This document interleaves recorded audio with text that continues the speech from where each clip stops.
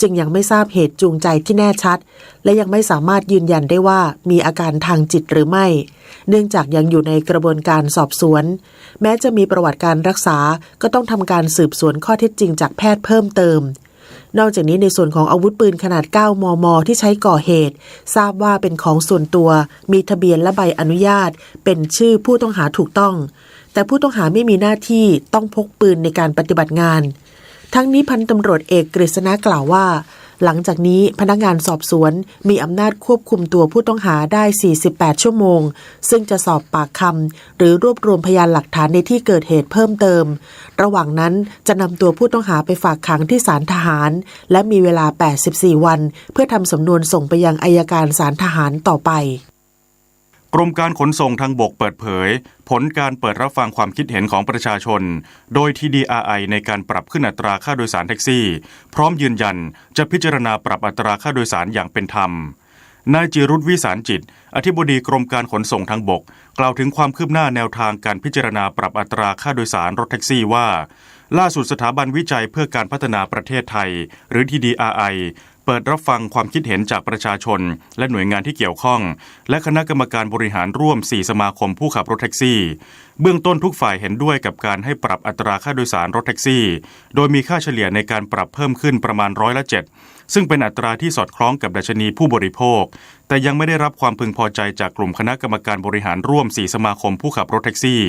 พร้อมยืนยันว่าการปรับขึ้นอัตราดังกล่าวเหมาะสมและเป็นธรรมกับผู้ใช้บริการส่วนข้อเรียกร้องจาก4สมาคมผู้ขับรถแท็กซี่เป็นการเรียกร้องเกินกว่าเพดานอัตราค่าโดยสารที่กฎหมายกำหนดไว้กรมการขนส่งทางบกจึงต้องมีการประชุมเพื่อรับฟังความคิดเห็นผู้ที่เกี่ยวข้องอีกครั้งเพื่อให้เกิดความเหมาะสมและเป็นธรรมกับทุกฝ่ายทั้งนี้จากข้อเสนอที่ TDRI ศึกษามาในการปรับขึ้นอัตราค่าโดยสารรถแท็กซี่ที่เหมาะสม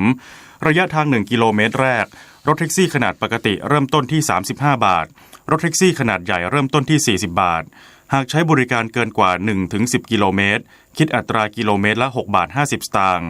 ระยะทางเกินกว่า10กิโลเมตรถึง20กิโลเมตรกิโลเมตรละ7บาทระยะทางเกินกว่า20กิโลเมตรถึง40กิโลเมตรกิโลเมตรละ8บาทระยะทาง40กิโลเมตรถึง60กิโลเมตรคิดอัตรากิโลเมตรละ8.50 บาท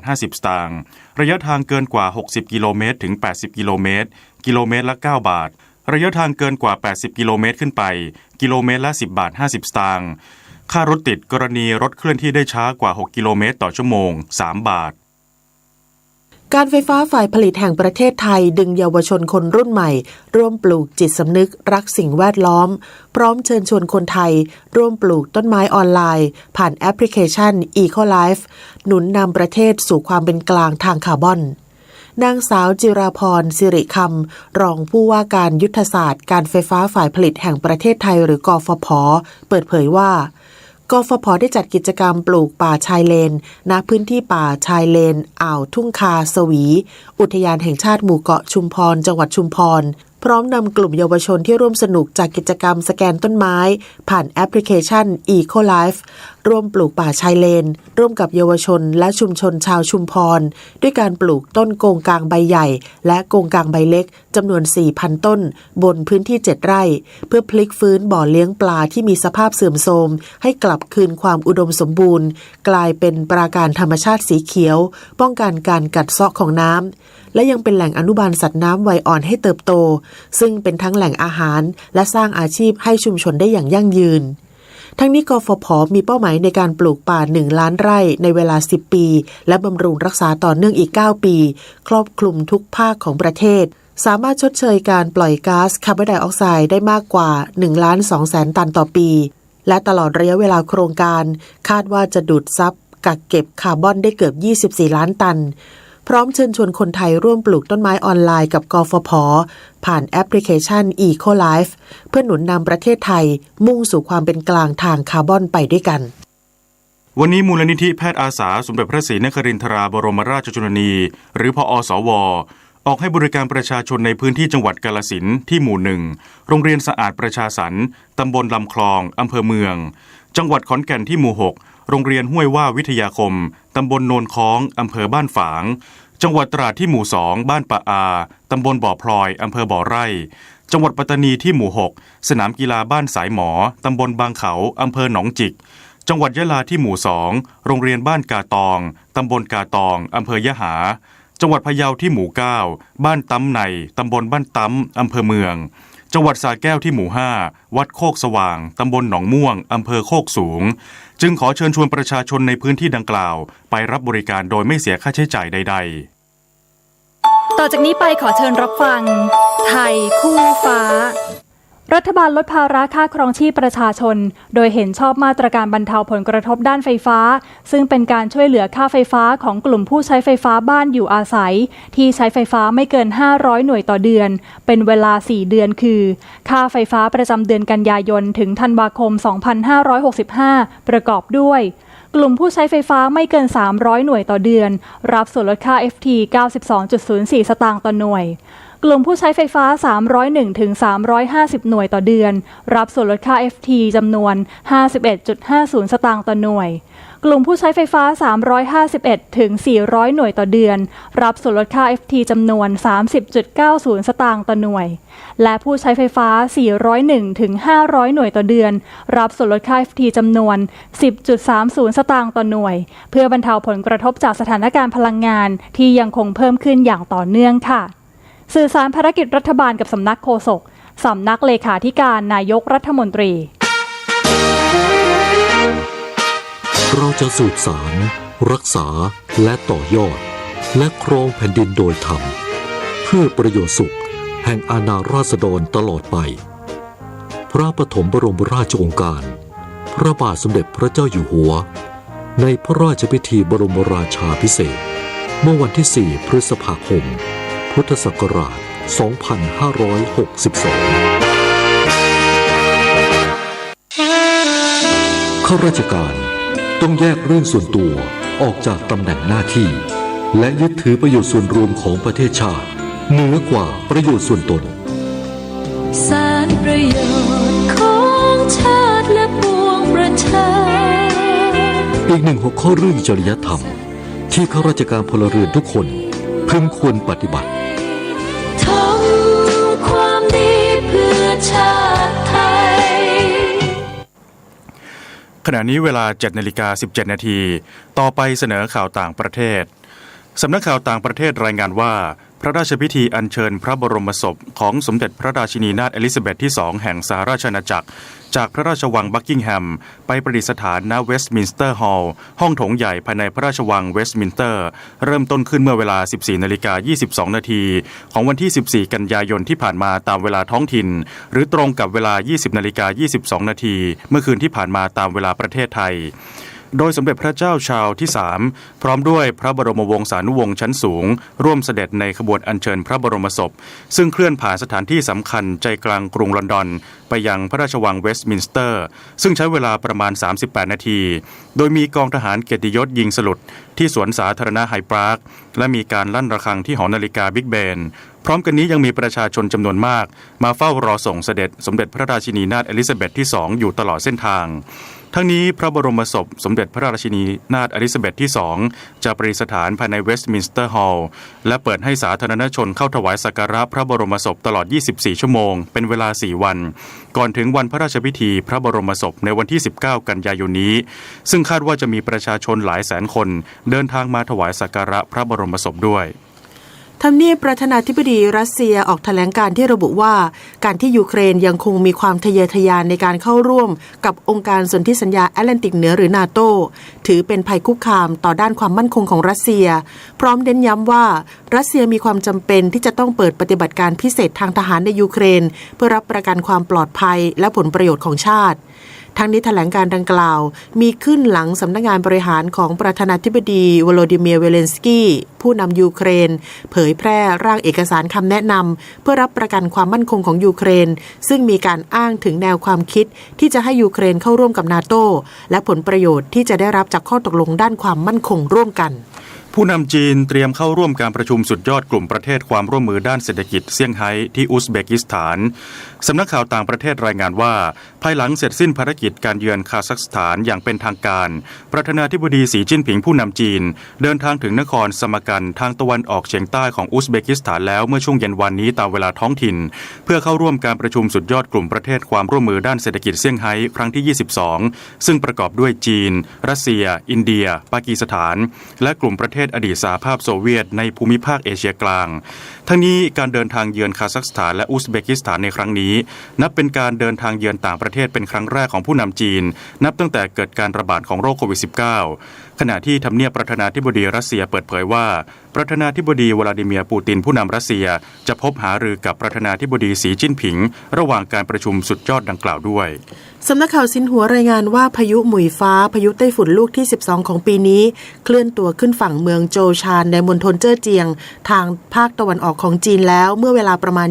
20:30 นาทีของเมื่อคืนวานนี้ตามเวลาท้องถิ่นขณะที่ทางการมณฑลเจ้อเจียงประกาศมาตรการฉุกเฉินเป็นระดับสูงสุดเพื่อรับมือผลกระทบจากพายุดังกล่าวอิทธิพลของพายุไต้ฝุ่นหมุยฟ้าจะทำให้เกิดฝนตกหนักและลมกระโชกแรงในพื้นที่มณฑลเจ้อเจียงมณฑลเจียงซูมณฑลซานตงและนครเซี่ยงไฮ้ต่อไปติดตามรับฟังข่าวกีฬาค่ะผลฟุตบอลชิงแชมป์เอเชียรุ่นอายุไม่เกิน20ปีรอบคัดเลือกกลุ่ม G ที่ประเทศโอมานทีมชาติไทยยู20ประเดิมสนามชนะอัฟกานิสถาน 3-0 นัดต่อไปทีมชาติไทยพบกับฟิลิปปินส์ที่อันซาสปอร์ตคอมเพล็กซ์วันพรุ่งนี้เวลา 23:45 นาทีทางด้านฟุตบอลไทยลีกนัดตกค้าง BG ปทุมยูไนเต็ดรองแชมป์เก่าชนะสิงห์เจ้าท่าการท่าเรือ FC 4-2 เก็บเพิ่มเป็น7คะแนนจาก4นัดเท่ากับการท่าเรือผลฟุตบอลสโมสรยุโรปยูฟ่าแชมเปี้ยนลีกนัดที่2กลุ่ม G แมนเชสเตอร์ซิตี้ชนะดอร์ทมุนด์จากเยอรมนี 2-1 FC โคเปนเฮเกนจากเดนมาร์กเสมอกับเซบีย่าจากสเปน 0-0 กลุ่ม G เชลซีเสมอซันบวกจากออสเตรีย 1-1 เอซิมิลานจากอิตาลีชนะดินาโมซาเกรบจากโครเอเชีย 3-1 กลุ่ม F เรอัลมาดริดแชมป์เก่าจากสเปนชนะไรซิกจากเยอรมนี 2-0 ชักตาโดเนตจากยูเครนเสมอเซลติกจากสกอตแลนด์ 1-1 กลุ่ม S ยูเวนตุสจากอิตาลีแพ้เบนฟิก้าจากโปรตุเกส 1-2 มาคาบิไฮฟาจากอิสราเอลแพ้ปารีสแซงต์แชร์กแมงจากฝรั่งเศส 1-3 ส่วนนัดตกค้างกลุ่ม A เรนเจอร์จากสกอตแลนด์โดนนาโปลีจากอิตาลีบุกมาชนะขาดลอย 3-0นายพิพัฒน์รัชกิจประการรัฐมนตรีว่าการกระทรวงการท่องเที่ยวและกีฬาเป็นประธานในการประชุมคณะกรรมการจัดการแข่งขันกีฬาเอเชียนอินดอร์และมาร์เชนอาร์ตเกมครั้งที่6ที่อาคารเฉลิมพระเกียรติการกีฬาแห่งประเทศไทยโดยแจ้งในที่ประชุมว่าพลเอกประวิตรวงษ์สุวรรณรักษาการนายกรัฐมนตรีได้อนุมัติให้จัดสรรงบกลางเพื่อนำไปใช้ในการจัดการแข่งขันเอเชียนอินดอร์และมาร์เชนอาร์ตเกมแต่ต้องอยู่ในการพิจารณาของสำนักงบประมาณว่าจะสามารถจัดสรรได้เท่าไหร่และส่วนอื่นๆก็ต้องพิจารณาว่าจะหางบประมาณมาช่วยทดแทนสำหรับงบประมาณในการจัดการแข่งขันการกีฬาแห่งประเทศไทยมีการประเมินค่าใช้จ่ายอยู่ที่ 1,254 ล้านบาทแสดงให้เห็นถึงศักยภาพของประเทศไทยในการจัดการแข่งขันพร้อมสนับสนุนการท่องเที่ยวหลังผ่านจากช่วงโควิด -19 อีกด้วยโดยดร.ก้องศักดิ์ยอดมณีผู้ว่าการกีฬาแห่งประเทศไทยชี้แจงว่างบประมาณจะเร่งกลับมาคำนวณอย่างเร่งด่วนภายใน1สัปดาห์เพื่อให้ทันการประชุมของบอร์ดกองทุนพัฒนากีฬาแห่งชาติช่วงปลายเดือนกันยายนนี้การแข่งขันกีฬาเอเชียนอินดอร์และมาร์เชนอาร์ตเกมครั้งที่6จัดขึ้นระหว่างวันที่ 17-26 พฤศจิกายน 2566 ในกรุงเทพมหานครและจังหวัดชลบุรีมีการเพิ่มกีฬาจากเดิม29ชนิดกีฬาเป็น33ชนิดกีฬาที่เพิ่มเข้ามาได้แก่ฟันดาบกับบันดี้โรลเลอร์สกีและยกน้ำหนักปิดท้ายกันที่กอล์ฟอาชีพ Thailand Development Tour สิงห์ SAT TDT นครราชสีมา 2022 ชิงเงินรางวัลรวม1ล้านบาทแข่ง3วัน54หลุมที่พาโนรามา Golf and Country Club กุลธนัท พนาดอนประเดิมทำ4อันเดอร์พาร์67ตามด้วยธนกร ทิพย์จันทร์ตะวันพงษ์พันธ์และวุฒิพงษ์ศรีหพันธ์2อันเดอร์พาร์ยังเหลือการแข่งขันอีก2วันพงษ์เกษมสมศุขรายงานต่อไปรับฟังพยากรณ์อากาศค่ะพยากรณ์อากาศ24ชั่วโมงข้างหน้าร่องมรสุมพาดผ่านภาคเหนือตอนบนและภาคตะวันออกเฉียงเหนือตอนบน ประกอบกับมรสุมตะวันตกเฉียงใต้พัดปกคลุมทะเลอันดามันภาคใต้และอ่าวไทยลักษณะเช่นนี้ทำให้ประเทศไทยมีฝนตกหนักบางแห่งในภาคเหนือภาคตะวันออกเฉียงเหนือภาคกลางรวมทั้งกรุงเทพมหานครและปริมณฑลภาคตะวันออกและภาคใต้ขอให้ประชาชนในบริเวณดังกล่าวระวังอันตรายจากฝนตกหนักและฝนที่ตกสะสมซึ่งอาจทำให้เกิดน้ำท่วมฉับพลันและน้ำป่าไหลหลากโดยเฉพาะพื้นที่ลาดเชิงเขาใกล้ทางน้ำไหลผ่านและพื้นที่ลุ่มในระยะนี้ไว้ด้วยสำหรับพยากรณ์อากาศตั้งแต่เช้าวันนี้จนถึงเช้าวันพรุ่งนี้ภาคเหนือมีฝนฟ้าคะนอง160%ของพื้นที่กับมีฝนตกหนักบางแห่งบริเวณจังหวัดเชียงใหม่เชียงรายพะเยาแพร่น่านอุตรดิตถ์ตากพิษณุโลกและเพชรบูรณ์ภาคตะวันออกเฉียงเหนือมีฝนฟ้าคะนอง170%ของพื้นที่กับมีฝนตกหนักบางแห่งบริเวณจังหวัดหนองคายบึงกาฬอุดรธานีสกลนครนครพนม101ยโสธรกาฬสินธุ์อำนาจเจริญมุกดาหารสุรินทร์ศรีสะเกษและอุบลราชธานีภาคกลางมีฝนฟ้าคะนอง140%ของพื้นที่กับมีฝนตกหนักบางแห่งบริเวณจังหวัดกาญจนบุรีราชบุรีนครปฐมสมุทรสงครามและสมุทรสาครภาคตะวันออกมีฝนฟ้าคะนอง170%ของพื้นที่กับมีฝนตกหนักบางแห่งบริเวณจังหวัดฉะเชิงเทรา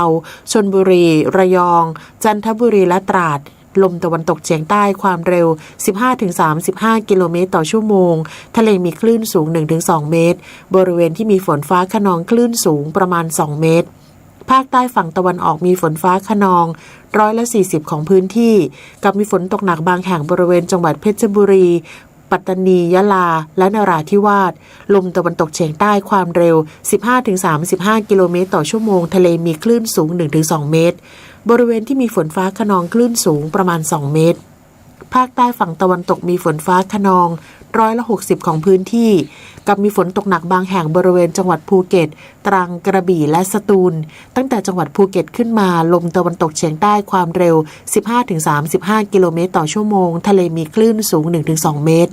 บริเวณที่มีฝนฟ้าคะนองคลื่นสูงประมาณ2 เมตรตั้งแต่จังหวัดกระบี่ลงไปลมตะวันตกเฉียงใต้ความเร็ว 15-30 กิโลเมตรต่อชั่วโมงทะเลมีคลื่นสูงประมาณ1 เมตรบริเวณที่มีฝนฟ้าคะนองคลื่นสูงมากกว่า1 เมตรกรุงเทพมหานครและปริมณฑลมีฝนฟ้าคะนอง160%ของพื้นที่กับมีฝนตกหนักบางแห่งสภาวะระดับน้ำในแม่น้ำเจ้าพระยาที่หน้ากองบัญชาการกองทัพเรือคำนวณโดยกรมอุทกศาสตร์กองทัพเรือวันนี้น้ำขึ้นเต็มที่เวลา 9:44 นาทีสูงกว่าระดับทะเลปานกลาง1 เมตร 51 เซนติเมตรและเวลา 21 นาฬิกาสูงกว่าระดับทะเลปานกลาง1 เมตร 89 เซนติเมตรน้ำลงเต็มที่เวลา 4:32 นาทีต่ำกว่าระดับทะเลปานกลาง55 เซนติเมตรและเวลา 15:22 นาทีต่ำกว่าระดับทะเลปานกลาง91 เซนติเมตรวันนี้ที่ประภาคารกาญจนาภิเษกแหลมพรหมเทพจังหวัดภูเก็ตดวงอาทิตย์ตกเวลา 18:27 นาทีกรุงเทพมหานครดวงอาทิตย์ตกเวลา 18:19 นาที1 นาทีกับกปท.การเปิดให้บริการต่ออายุใบอนุญาตขับรถนอกเวลาราชการเพื่อให้บริการแก่ประชาชนที่มีความจำเป็นต้องต่ออายุใบอนุญาตและเป็นการอำนวยความสะดวกให้ประชาชนสามารถเข้ามาดำเนินการต่อใบอนุญาตขับรถได้รวดเร็วขึ้นกรมการขนส่งทางบกเปิดให้บริการต่อใบอนุญาตขับรถในวันเสาร์ระหว่างเวลา 8:30 นาทีถึง 16:30 นาทีตลอดเดือนกันยายน 2565 โดยสามารถจองคิวล่วงหน้าผ่านแอปพลิเคชัน DLT Smart Queue ผู้ที่จองคิวล่วงหน้าผ่านแอปพลิเคชันไว้แล้วหากต้องการเปลี่ยนวันและเวลาให้การดำเนินการให้เร็วขึ้นสามารถดำเนินการจองคิวใหม่ได้ตั้งแต่บัดนี้เป็นต้นไปครับด้วยความปรารถนาดีจากกรมประชาสัมพันธ์และกองทุนเพื่อความปลอดภัยในการใช้รถใช้ถนนกรมการขนส่งทางบกกระทรวงคมนาคมรู้รักภาษาไทยโดยความร่วมมือของสำนักงานราชบัณฑิตยสภาและกรมประชาสัมพันธ์วันนี้เสนอคำว่าสถาบันเขียนสอเสือถอ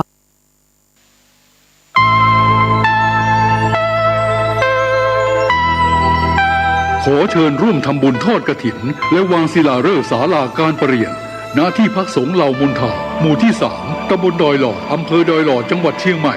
วันที่ 12 ตุลาคม 2565 เวลา 13:39 นาทีเนื่องด้วยที่พักสงฆ์เหล่ามนทาได้เริ่มก่อสร้างมาตั้งแต่วันที่ 17 มิถุนายน 2565 เพื่อเป็นสถานที่ประกอบพิธีทางพระพุทธศาสนาและเป็นศูนย์รวมจิตใจของศรัทธาประชาชนทั่วไปโดยจะได้ทำการสร้างเสนาสนะถาวรวัตถุที่มั่นคงให้เหมาะสมกับที่จะยกฐานะเป็นวัดในพระพุทธศาสนาสืบไป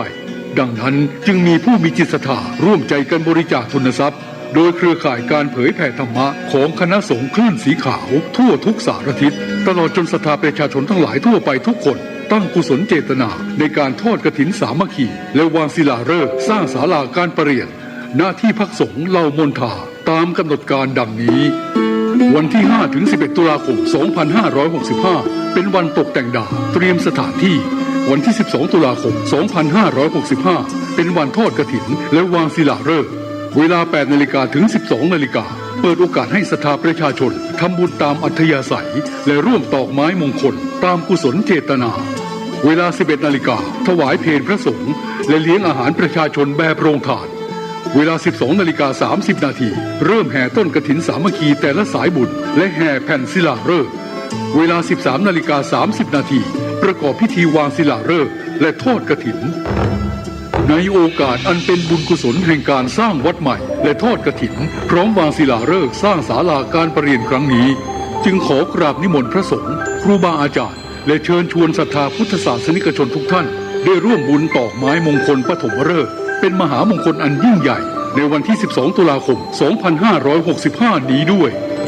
ขออำนาจคุณพระศรีรัตนตรัยและสิ่งศักดิ์สิทธิ์ทั้งหลายตลอดจนพระสยามเทวาธิราชด้วยอำนาจเดชเดชะเทวาอารักษ์รุกขเทวดาภูมิเทวะพระแม่ธรณีคุณพ่อคุณแม่จงแผ่ไพศาลด้วยบุญแห่งการให้ทานของท่านทั้งหลายจงเป็นพลวะปัจจัยส่งเสริมสนับสนุนให้เศรษฐีใจบุญนายทุนใจดีและผู้มาร่วมงานทุกท่าน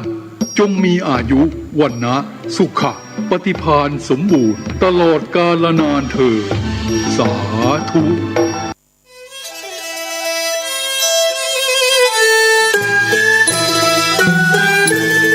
ขอเชิญร่วมทำบุญทอดกฐินสามัคคีณวัดทุ่งหลวงอำเภอแม่แตงจังหวัดเชียงใหม่ในวันอาทิตย์ที่ 6 พฤศจิกายน 2565 พิธีการดังนี้ 9 นาฬิกาเริ่มพิธีกล่าวองค์การบวงสรวง 10 นาฬิกา 9 นาทีพระสงฆ์เจริญชัยมงคลคาถาห่มผ้าพระธาตุ 10 นาฬิกา 30 นาทีทอดกฐินสามัคคีแด่พระสงฆ์จำพรรษาจำนวน 5 รูปขอเชิญร่วมทำบุญกฐินได้ที่บัญชีธนาคารกรุงเทพสาขาตลาดแม่มาลัยชื่อบัญชีพระอธิการอินคำทิตะปุญโญเลขที่ 458-016-9367 หรือสอบถามเพิ่มเติมได้ที่พระสมศักดิ์ปัญญาวโรโทร 0819196632ข่าวสารเพื่อการประชาสัมพันธ์กำหนดการฟังเทศรายการรถด่วนขบวนพิเศษฤดูกาลเข้าพรรษาปี 2565 จัดโดยคณะสงฆ์จังหวัดเชียงใหม่องค์กรเครือข่ายชาวพุทธจังหวัดเชียงใหม่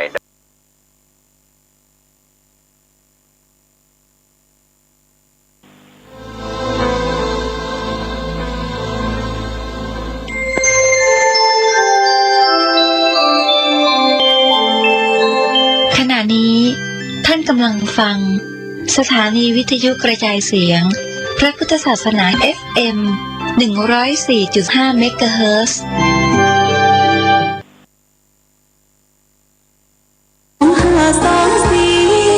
พระมหาราชครูเกษร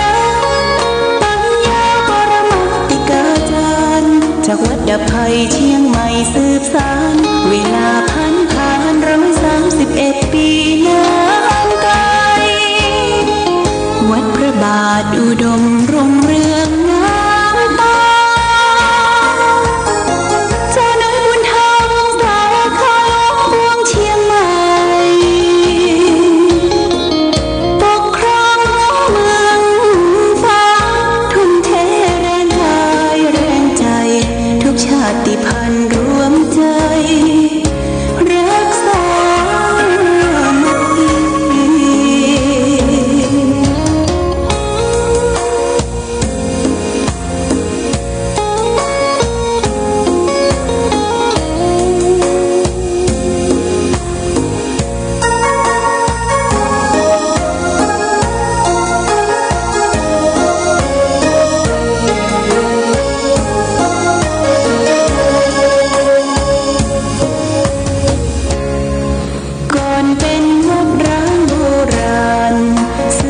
าน2524พระมหาราชครูเกษรา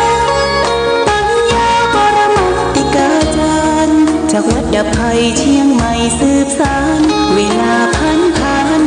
131 ปีนานไกลวัดพระบาทอุดมรุ่งเรืองงามตาเจ้าน้อยบุญธรรมสารคาหลวงเมืองเชียงใหม่ปกครองหัวเมืองฟ้าทุ่มเท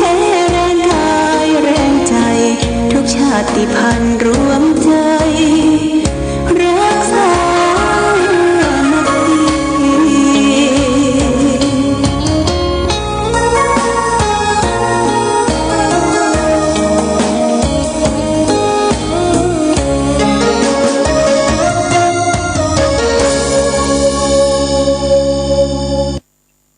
เจริญสุขศรัทธาสาธุชนญาติโยมท่านพุทธบริษัททั้งหลาย วันนี้รายการพระประทีปส่องตาก็ได้มาพบปะกับพ่อแม่พี่น้องศรัทธาสาธุชนญาติโยมแห่งครั้งหนึ่งวันนี้เป็นวันพฤหัสบดีที่15เดือนกันยายนพุทธศักราช2565ซึ่งตรงกับเดือน12เหนือเดือน10ใต้แรม5ค่ำญาติโยมวันนี้เป็นวันที่15ของเดือนกันยาก็ย่างประมาณครึ่งเดือนละอยากเดือนกันยาเป็นหลานบอกว่าเดือนกันยาเดือน12เดือนนี้ก็จากบ้านเฮาก็มีฟ้ามีฝนตกลงมาเดือน12เหนือฟ้าฝนวันนี้คงจะหยุดหยุดตามกรมอุตุนิยมวิทยาว่าจะมีฟ้าฝนบ่มากนักเท่าใดเมื่อแต่อาทิตย์แดดส่องเข้ามาถนนหนทางก็แห้งการเดินทางสัญจรไปมาก็สะดวกสบายขึ้นถ้าแสงแดดแสงอาทิตย์ส่องเข้ามาญาติโยมจะไปลืมผ้า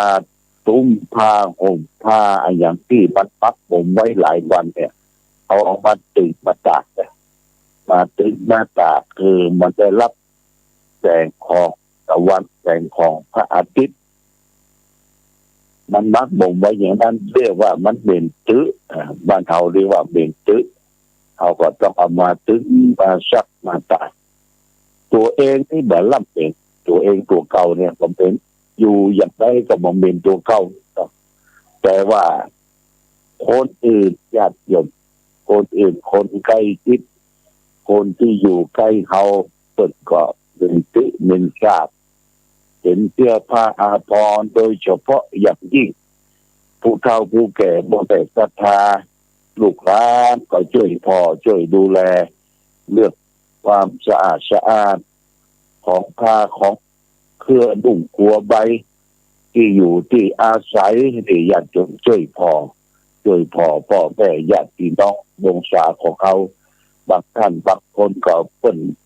ลำบากนะเป็นคนไข้ติดเตียงการจะไปทำธุระส่วนตัวในห้องน้ำห้องท่านี่บางทีบ่เต้าบ่ตันเมื่อมันบ่เต้าบ่ตันก็ต้องหายายหยาดอันนี้มันเป็นธรรมชาติของผู้เฒ่าผู้แก่ของพ่อแม่ศรัทธาเขาขอลูกหลานได้จะไปรังเกียจเบียดยักครับสิ่งโจกปกโสโครกต่างๆที่มีกับพ่อกับแม่กับป้าอุ้ยที่ช่วยกันพอคอยดูแลแสดงออกถึงความรักแสดงออกถึงความผูกพันแสดงออกถึงความกตัญญูกตเวทิตาอย่าไปรังเกียจเบียดยักต่อผู้มีอุปการะคุณแก่เราและท่านทั้งหลายเอาไปย้อนไปในสมัยที่เขาเป็นทารกเป็นละอ่อนน้อยไร้เดียงสา พ่อแม่บักเกยรังเกียจเดือดจะของลูกของเหลนจะเป็นพี่จะเป็นเที่ยวสุมาเตอร์ต้นพอคอยดูแลเรามาจนใจโตข้าบานเราก็ตอบแทนพระคุณของท่านในบรรปลายชีวิตปกลูกปกตั้งพอคอยเยียวยารักษาอันนี้ก็ช่วยกันพอช่วยกันคอยและผู้เฒ่าผู้แก่พ่อแม่ศรัทธาเขาก็เหมือนกันจะลุกจะย่างจะเดินจะเหินไปที่ไหนก็ต้องระมัดระวังใจเขาเนี่ยมันอยู่อย่างเก่านะจิตใจนี่อยู่อย่างเก่าแต่ร่างกายเนี่ยมันแบบให้ฮือนะญาติโยมมันก็ทรุดโทรมไปตามกาลเวลาของสภาพร่างกายเกิดแล้วแก่แล้วเจ็บแล้วตายทรุดโทรมไปแต่ก่อนครอกแค่วอกไว้จะลุกจะร่างจะลุกจะยืนจะเหินจะห่างเนี่ยพลัดพเลดลุกปึ๊กปักอะไรนี่บัดได้แล้วญาติโยมใจมันไปแต่กายมันก็ไปในลำบากเพราะฉะนั้นเกิดอุบัติเหตุทบล้มก็ดีพเลิดพทูก็ดีเนี่ยบางทีเป็นทุกข์กับลูกกับหลานเมื่อเป็นทุกข์กับลูกกับหลานเนี่ยบางเขานี่เขารังเกียจคนไข้คนป่วยในญาติโยมเขาก็ต้องแต่ใจทำใจได้อันนี้เป็นเรื่องราวของธรรมชาติของคนเราทุกคนที่เกิดมาแล้วพบเพราะกับตามใครที่มีกับธรรมชาติเกิดแล้วแก่แล้วเจ็บแล้วตายพัดพลาดจากสิ่งที่เรารักเราชอบใจทั้งหมดทั้งเพศนี้เป็นเรื่องของธรรมดาอยากโยมบอกเป็นเรื่องของธรรมดาทุกคนที่จะต้องประสบตามกฎของอนิจจังทุกขังอนัตตาวันนี้ได้มาพบกันญาติโยมอาตมาก็ได้นับหนังสือที่ได้รับถวายจากท่านเจ้าอาวาสวัดสันปะคอยยังไปการเทศน์ของท่านเจ้าคุณพระศรีธรรมธิเทศกมลโชติมัตโตเรียนธรรม7ประโยคหรือท่านมหากมลตะกรที่เพิ่นเทศน์วพทศไอ้ญาติโยมนะโอ้ติดดับฟังเสียงเพราะเสียงม่วนการย้ำเสียงการเทศน์ออกอากาศเป็นที่ลำเปาเอาใจแต่ก่อนที่ท่านมหากมลเพิ่นเทศน์แต่เพิ่นได้เรียบเรียงในการเทศน์ทุกครั้งทุกคราวไว้เลยว่าธรรมะประทีปชีวิตหรือว่าเพิ่นก็บอกว่าพระอาทิตย์ส่องแสงในเวลากลางวันพระจันทร์ส่องแสงในเวลากลางคืนแต่ธรรมะขององค์พระสัมมาสัมพุทธเจ้าส่องแสงในเวลาทั้งกลางวันและกลางคืนอย่างนี้เป็นต้นวันนี้เอาเรื่องที่สองละญาติโยมเรื่องที่สองมาฝากคือศรัทธาญาติโยมเรื่องฝึกตนเนี่ยคัดตนเนี่ยญาติโยมมันจะเป็นยังไงเขาก็ลองฟังข้อคิดข้อเห็นการเทศการแสดงธรรมของท่านเจ้าคุณพระศรีธรรมนิเทศเพิ่นก็บอกว่าพูดถึงเรื่องฝึกเราเคยหันมนุษย์เอาจับวัดนะในป่าเช่นว่าหมาป่าวัวป่าควายป่าช้างป่าลิงป่ามาฝึกจนสัตว์ป่าเป็นสัตว์เมืองญาติโยมนะเรื่องรู้ภาษามนุษย์จบสามารถเอามันมาเล่นละครและก็เป็นละครสัตว์บรรลือโลกได้อย่าว่าแต่มนุษย์จนฝึกสัตว์เลยมนุษย์ยังสามารถฝึกมนุษย์ด้วยกันได้คือเป็นอย่างก็ได้คือทำอย่างก็ได้เช่นฝึกคือว่าคือลำกระบี่ตีกระบองฝึกชกมวยต่อยมวยฝึกดนตรีก็สารพัดอย่างคนบางคนเนี่ยตั้งตนเป็นครูบาอาจารย์มีหน้าที่ฝึกทำหน้าที่ฝึกเป็นครูฝึกอาศัยการฝึกเป็นอาชีพและที่สุดคือมนุษย์ฝึกคนอื่นฝึกได้ง่ายแต่ฝึกตนเองน่ะฝึกได้ยาก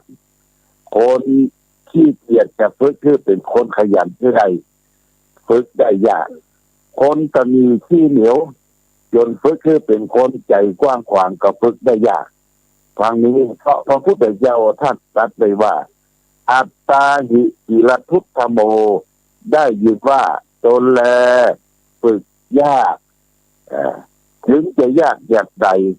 ก็จำเป็นจะต้องฝึกเพราะคนที่ฝึกแล้วเนี่ยเป็นแสงสว่างของบุรุษในสคาตวัคสังยุตตนิกายพระพุทธเจ้าตรัสว่าอัตตาหิสุตันโตปุริสัตตโชติแปลว่าคนฝึกดีแล้วเป็นแสงสว่างของบุรุษแม้กระทั่งการพูดในที่ชุมชนเวลานี้ก็มีสโมสรมีนักฝึกพูดจนประสบความสำเร็จคนที่ฝึกพูดกับคนที่บอกฝึกไม่ต่างกันเพราะฉะนั้นนี่อย่างที่จะเราฝึกถ้าเราสามารถเข้ารับการฝึกได้ควรจะรับการฝึกเพราะคนเรายิ่งฝึกก็ยิ่งมีค่ามากมีค่าน้อยมีค่ามากเท่าใดบ่ฝึกเลยบ่มีค่าเลยท่านต้องเป็นคนที่มีค่าต้องการเป็นคนที่มีราคาจงพยายามฝึกตนให้เกิดผลเถิดอย่างนี้เป็นต้นอันนี้ท่านเจ้าคุณศรีธรรมพิเทศมหากำมลโชติบันโตท่านว่าการฝึกตนนั้นเป็นเรื่องสำคัญแต่การจะฝึกตนเขาต้องได้รับความฝึกจากผู้อื่นก่อนแต่ญาติโยมอย่างวันเสาร์วันอาทิตย์บอกค่ำแต่ญาติโยมนะเขาลองไปเปิดสถานีโทรทัศน์ดูเนี่ยมันจะมีนักมวยมาตีกันด้วยนักมวยต่างประเทศกับประเทศไทยนักมวยต่างประเทศไทยเนี่ยนักมวยไทยเจ้าของตำรานักมวยไทยตั้งแต่น้อยมาใหญ่ญาติโยมพอฮู้ภาษาพลละอ่อนเฮาก็ใจเนี่ยฝึกอย่างมันเป็นไปตามธรรมชาติหรือว่าต้นแบบของการฝึกฝนต่อสู้ต่างๆแต่ประเดี๋ยวนี้ฝรั่งเพิ่นสนใจนะคงใจการต่อสู้มวยไทยฝึกกันมาตั้งแต่นมตาลหลายปีแล้วยุทธวิธีเขาก็สละเวลาข้ามน้ำข้ามทวีปมาเรียนฝึกฝนมวยไทยเป็นอาชีพหนึ่งนะอาชีพต่อยมวยไทยนี่เป็นอาชีพหนึ่งทำเงินรายได้เลี้ยงครอบครัวได้ญาติโยม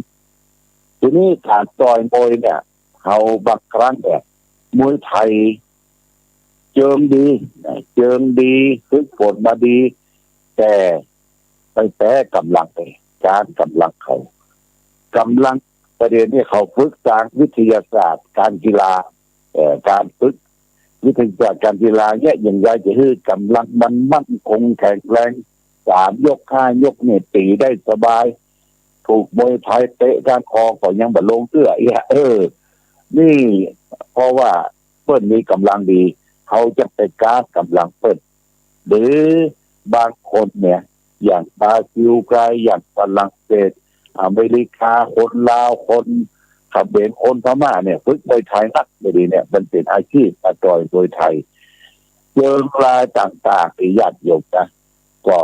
บางครั้งโอกาสมวยไทยเขาก็มีชื่อมีเสียงและขึ้นไปก็ยังแพ้พวกการต่อมวยต่างประเทศที่มาฝึกมวยไทยทีหลังเพราะฉะนั้นการฝึกฝนเป็นเรื่องสำคัญแต่ญาติโยมนะอยากลูกอยากหลานเขาก็เหมือนกันฝึกฝนเขารู้จักการดำเนินชีวิตรู้จักพอดผิดรู้จักการทำมาหาเลี้ยงชีพเขาจะต้องศึกษาและรู้จักอย่างวัวอย่างควายไม่ญาติโยมนะวัวควายในละอ่อนเขาบางโอกาสเวลาก็จะไปศึกษาเรียนอยู่ในหนังสือ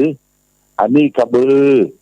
อันนี้วัวเนี่ยหันเป็นในหนังสือบางสภาพของความเป็นจริงเนี่ยเขาก็ต้องปาลูกปาหลานไปพ่อเวลาเปิ้นไถต้งไถนานี่บางที่เปิ้นยังใช้วัวควายอยู่ญาติโยมใจวัวใจควายรักษาจารีตประเพณีรักษาความเป็นมาของท้องถิ่น อย่างทางอำเภอแม่แตงเนี่ยเพิ่นมีสถานที่เลี้ยงวัวเลี้ยงควายญาติโยมนะแล้วก็เพิ่นมีที่ให้ที่นาให้คนเนี่ยไปดูฝรั่งก็สนใจคนต่างประเทศก็สนใจด้วยการฝึกไปดูการไถนาอยากวัวควายนี่เอาสัตว์เอาไถนาเนี่ยก่อนที่มันจะเป็นสัตว์ที่ไถนาจ้างเอาก็ต้องไปฝึกฝนให้มันลากต้นกล้วยพ่องนี่อย่างพ่องแล้วก็ใช้สายปัดใช้สายเชือกปัดเชือกปัดคือก็ไปต่อครับอันสายชดักโควัวควายเขาบอกมันว่าตั้งซ้ายมาขวาซ้ายนี่มันจะไปขวาญาติโยมกันมีเชือกปัดบอกแต่ก่อนนี่ก็สมัยก่อนเอาเป็ดเล็กละอ่อนตาต้งตำนาเจ้ามาจะได้ยินซ้ายขวาซ้ายเนี่ยคือการเอาควายเอาวัวไปเทียมไปเทียมมาเนี่ยไปใส่ใส่ไถพื้นดินตุ้งนาของเฮาเนี่ยญาติโยมเซ็ตเป็นปั้นไถแล้วก็ดองขี้ไถแล้วก็ก้าวขี้ไถแล้วก็เตอร์ขี้ไถนี่คือการฝึกฝนแต่ก่อนนี่ในต้งในนามันจะมีป่าน้อยหรือญาติโยมถ้าน้ำมาในป่าน้อยมาละปลาสะเด็ดอีหัวกาอีหัวเปียดอีหัวกบปลาสะเด็ดปลาดุกปลาลิ้นแต่ก่อนนี่เอาไปหาปูหาปลาก็หาตับต้งตับนาเนี่ยถ้าเข้าคิวแล้วก็ปลากันไปใส่เบ็ดใส่เบ็ดใส่ยักษ์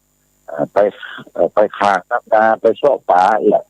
แต่เดี๋ยวนี้มันไม่ค่อยมีอย่างนั้นมันหายไปก็มีเป็นบางส่วนบางที่ฝนตกมันน้ำไปท่วมสถานที่ต้นเลี้ยงปูเลี้ยงปลามันโล้นมาก็มาอยู่ตามตรงตามนาใดก็มีเป็นบางที่รวมความแล้วญาติโยมท่านสาธุชน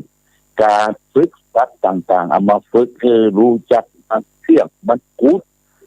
รู้จักชื่อของตนเองอย่างปลาก็ดีแมวก็ดีเนี่ยเอาไปใส่ชื่อมันไอ้ดอกไอ้ดำโจโจ้เนี่ยเอาไปใส่ชื่อมันจับได้นะญาติโยมนะมันจับได้เพราะการศึกษาที่มันจับได้อย่างหลวงพ่อที่ชื่อว่าโจโจ้ที่เขาตั้งอยู่ในกุฏิตั้งอยู่ในห้องนี่นะมันอยู่ปุ๊บหน้าศาลาพวกเขาแล้วโจโจ้เนี่ยมันสะดุ้งแล้วก็ยุดแล้วก็วิ่งมาที่มันวิ่งมาเพราะมันมีสัญญามีความจับใจว่าถ้าจะได้รับบัตรจากเจ้าของจากหลวงพ่อเช่นว่าอาหารการเป็นยิ้มเป็นเนื้อเป็นอะไรอย่างต่างๆถ้าเกิดรางวัลนี่มันจำได้เขาไปจักชื่อมันชื่อมันถ้ามันไปเห่าหรือไปกระโชกจากโยมขึ้นไปวัดไปว่าเขาก็จักชื่อไอ้โจ้ยุดมันก็ยุดนี่สัญญาคือความจับต่างๆคนเขาต้องเปิดฝนญาติโยมฝึกลูกฝึกเจ้าฝึกไปวัดไปวาฝึกไปศึกษาเจริญสมาธิภาวนาฝึกคือเขาไหวเขาสาหัสเจ้าประสงค์ฝึกเขาใส่บาตรญาติตกฝึกคือเขาไปขับรถยนต์ขับรถเครื่องเนี่ยถ้าอายุละอ่อนมันแก่มันมีวัยที่จะฝึกฝนใจต้องฝึกฝนเขาญาติโยมอาตมาไปจับภาษาที่อเมริกาอีกครั้งหนึ่งประมาณสักปี2531ในญาติโยมเขาได้ไปหัดโรงเรียนต่างๆโรงเรียนมัธยมต้นมัธยมปลายเนี่ยพออายุ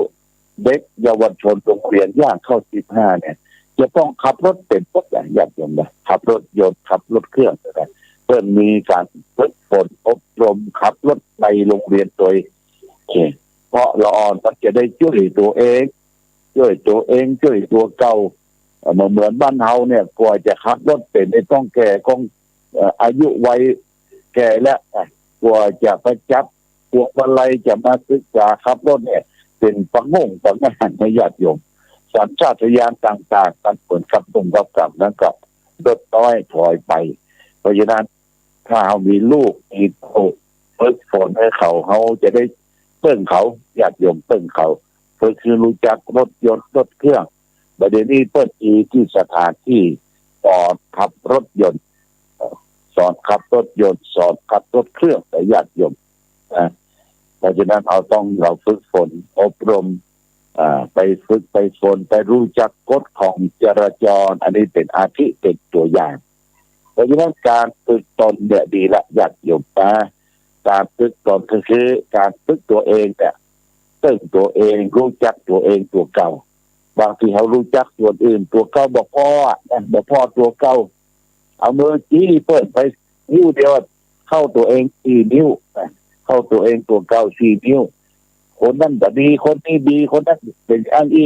ตัวเองแบบได้พ่อตัวเก่าเนี่ยที่เขาแบบได้ฝึกฝนการฝึกฝนการฝึกตนนั้นนำจุกมาให้อย่างนี้เป็นต้นเพราะฉะนั้นเขาฝึกไปวัดไปวาฝึกไปไหวไปสาฝึกในการการให้การเสียสละบางทีจิตใจเขาเนี่ยบ่ได้ฝึกในการนะญาติโยมยังก็จะเอาติ๊กยังก็จะเอาติ๊กตื่นขึ้นมาตาแตกก็จะเอาติ๊กจะฝึกการจะฝึกให้จะฝึกสงเคราะห์เมื่อคนอื่นนี่บ่ปีเนี่ยมันผิดหลักคำสอนในทางพระพุทธศาสนาพุทธศาสนาองค์สมเด็จพระสัมมาสัมพุทธเจ้าน่ะท่านฝึกโดยการตาฝึกรักษาตัวเองตัวเก่าโดยการรักษาศีล 5 ศีล 8ฝึกด้วยการทำจิตใจของตนเองให้สงบโดยหมั่นเจริญสมาธิภาวนาการศีลภาวนาเนี่ยเป็นสิ่งที่เขาจะต้องฝึกฝนให้เกิดขึ้นกับตนเองตัวเก่าญาติโยมการฝึกตนทำความสุขมาให้ต้องฝึกตนเอาจะต้องมีความภาคภูมิใจว่าเขาได้ฝึกตนดีแล้วมันก็จะได้นำความสุขความเจริญมาให้อย่างนี้เป็นต้นเอาละวันนี้รายการธรรมะประทีปกองการก็เอาเรื่องของหลวงพ่อศรีธรรมนิเทศหรือท่านกมลโชติบัตโตท่านมหากมลเนี่ยเรื่องที่2มามาจากก็มีถึง100 เรื่องเลยญาติโยมมันปุ๊บเลยคือจะเรื่องต่อไปสืบสานคำสอนของท่านเพื่อให้ศรัทธาญาติโยมสาธุชนได้รับทราบรับอันเป็นข้อคิดสักนิดเตือนใจในวาระโอกาสต่อไปวันนี้รายการธรรมะประทีปกองการได้มาพบประกาศญาติโยมท่านทั้งหลายก็พอสมควรแก่กาลเวลาก็ขออวยใจให้ต่อศรัทธาสาธุชนญาติโยมทุกท่านจะได้มีความสุขความเจริญความรุ่งเรืองความวัฒนาถาวรต่อชีวิตรายการธรรมะประทีปต่างๆต้องขอลาก่อนขอผู้ฟังจงตั้งมั่นจิตหันษา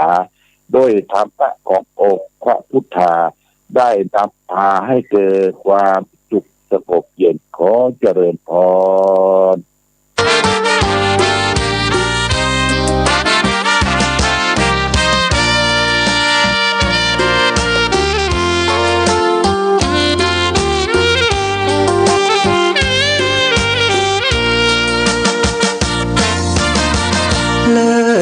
ฟ้านภาลัยก้องไปทั่วเขตสยามน้ำสามผิวงดงามยามได้มาโยนยินมเหสีแห่งเมืองฝาง